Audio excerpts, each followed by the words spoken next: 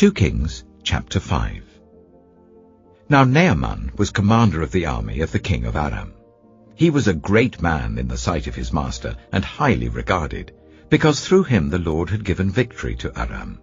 He was a valiant soldier, but he had leprosy. Now bands of raiders from Aram had gone out and had taken captive a young girl from Israel, and she served Naaman's wife. She said to her mistress, "If only my master would see the prophet who is in Samaria, he would cure him of his leprosy." Naaman went to his master and told him what the girl from Israel had said.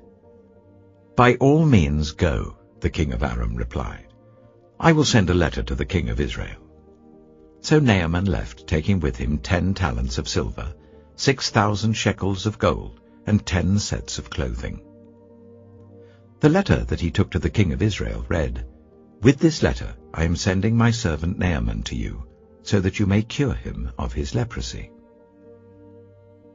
As soon as the king of Israel read the letter, he tore his robes and said, "Am I God? Can I kill and bring back to life? Why does this fellow send someone to me to be cured of his leprosy? See how he is trying to pick a quarrel with me." When Elisha, the man of God, heard that the king of Israel had torn his robes, he sent him this message, "Why have you torn your robes? Make the man come to me, and he will know that there is a prophet in Israel." So Naaman went with his horses and chariots and stopped at the door of Elisha's house. Elisha sent a messenger to say to him, "Go, wash yourself 7 times in the Jordan, and your flesh will be restored, and you will be cleansed." But Naaman went away angry and said, "I thought that he would surely come out to me and stand and call on the name of the Lord his God, wave his hand over the spot, and cure me of my leprosy. Are not Abana and Pharpar, the rivers of Damascus, better than all the waters of Israel? Couldn't I wash in them and be cleansed?" So he turned and went off in a rage. Naaman's servants went to him and said, "My father, if the prophet had told you to do some great thing, would you not have done it? How much more then when he tells you, 'Wash and be cleansed'?" So he went down and dipped himself in the Jordan 7 times, as the man of God had told him. And his flesh was restored, and became clean like that of a young boy. Then Naaman and all his attendants went back to the man of God. He stood before him and said, "Now I know that there is no God in all the world except in Israel. So please accept a gift from your servant." The prophet answered, "As surely as the Lord lives whom I serve, I will not accept a thing." And even though Naaman urged him, he refused. "If you will not," said Naaman, "please let me, your servant, be given as much earth as a pair of mules can carry, for your servant will never again make burnt offerings and sacrifices to any other god but the Lord. But may the Lord forgive your servant for this one thing. When my master enters the temple of Rimmon to bow down, and he is leaning on my arm, and I have to bow there also, when I bow down in the temple of Rimmon, may the Lord forgive your servant for this." "Go in peace," Elisha said. After Naaman had traveled some distance, Gehazi, the son of Elisha, the man of God, said to himself, "My master was too easy on Naaman, this Aramean, by not accepting from him what he brought. As surely as the Lord lives, I will run after him and get something from him." So Gehazi hurried after Naaman. When Naaman saw him running towards him, he got down from the chariot to meet him. "Is everything all right?" he asked. "Everything is all right," Gehazi answered. "My master sent me to say, 2 young men from the company of the prophets have just come to me from the hill country of Ephraim. Please give them a talent of silver and 2 sets of clothing." "By all means, take 2 talents, said Naaman. He urged Gehazi to accept them, and then tied up the 2 talents of silver in 2 bags with 2 sets of clothing. He gave them to 2 of his servants, and they carried them ahead of Gehazi. When Gehazi came to the hill, he took the things from the servants and put them away in the house. He sent the men away, and they left. When he went in and stood before his master, Elisha asked him, "Where have you been, Gehazi?" "Your servant didn't go anywhere," Gehazi answered. But Elisha said to him, "Was not my spirit with you when the man got down from his chariot to meet you? Is this the time to take money, or to accept clothes, or olive groves and vineyards, or flocks and herds, or male and female slaves? Naaman's leprosy will cling to you and your descendants forever." Then Gehazi went from Elisha's presence, and his skin was leprous. It had become as white as snow.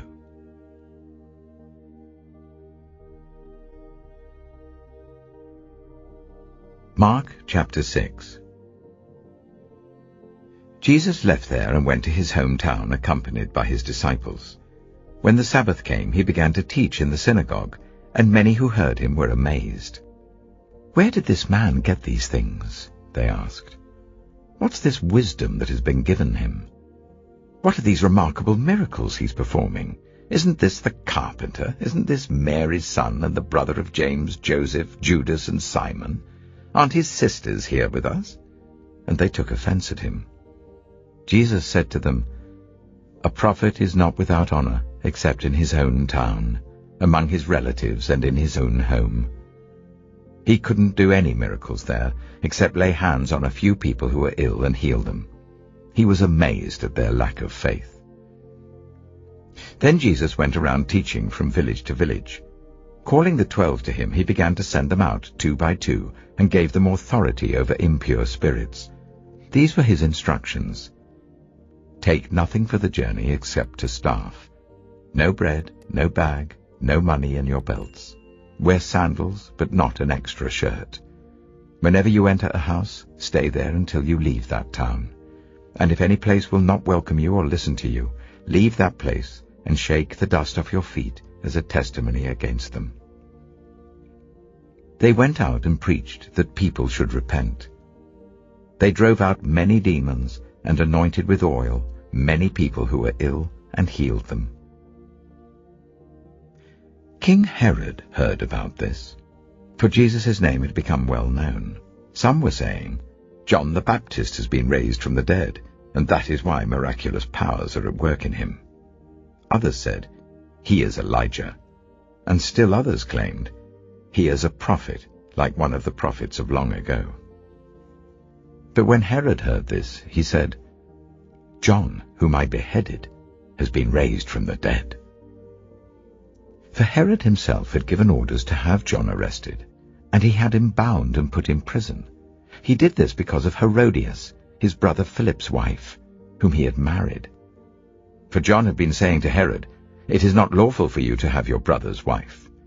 So Herodias nursed a grudge against John and wanted to kill him.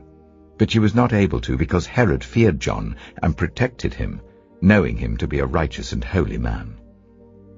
When Herod heard John, he was greatly puzzled, yet he liked to listen to him. Finally, the opportune time came. On his birthday, Herod gave a banquet for his high officials and military commanders and the leading men of Galilee. When the daughter of Herodias came in and danced, she pleased Herod and his dinner guests. The king said to the girl, "Ask me for anything you want, and I'll give it to you." And he promised her with an oath, "Whatever you ask I will give you, up to half my kingdom." She went out and said to her mother, "What shall I ask for?" "The head of John the Baptist," she answered. At once the girl hurried into the king with a request. "I want you to give me, right now, the head of John the Baptist on a dish." The king was greatly distressed, but because of his oaths and his dinner guests, he did not want to refuse her. So he immediately sent an executioner with orders to bring John's head.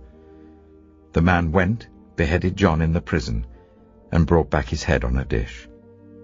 He presented it to the girl, and she gave it to her mother. On hearing of this, John's disciples came and took his body and laid it in a tomb. The apostles gathered round Jesus and reported to him all they had done and taught.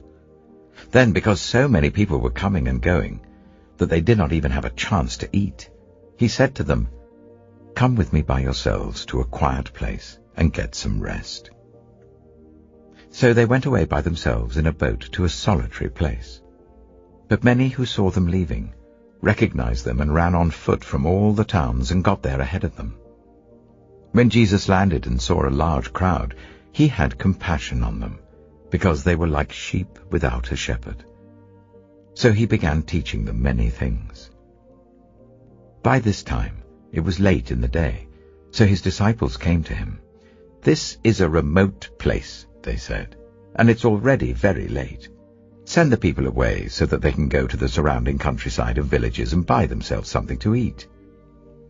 But he answered, "You give them something to eat." They said to him, "That would take more than half a year's wages.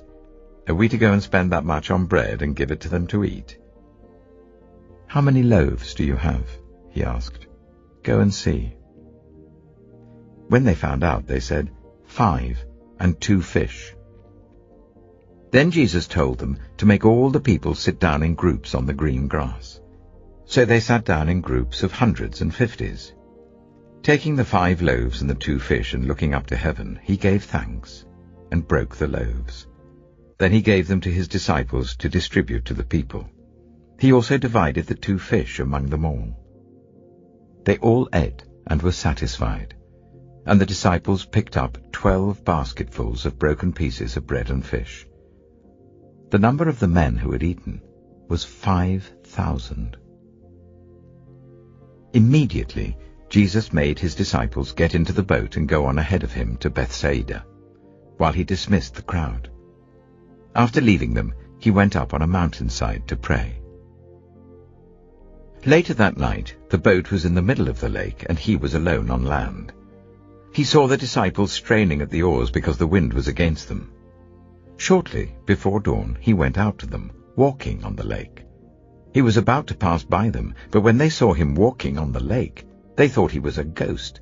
They cried out because they all saw him and were terrified. Immediately he spoke to them and said, "Take courage, it is I. Don't be afraid." Then he climbed into the boat with them, and the wind died down. They were completely amazed, for they had not understood about the loaves. Their hearts were hardened. When they had crossed over, they landed at Gennesaret and anchored there. As soon as they got out of the boat, people recognized Jesus. They ran throughout that whole region and carried those who were ill on mats to wherever they heard he was. And wherever he went, into villages, towns, or countryside, they placed those who were ill in the marketplaces. They begged him to let them touch even the edge of his cloak, and all who touched it were healed.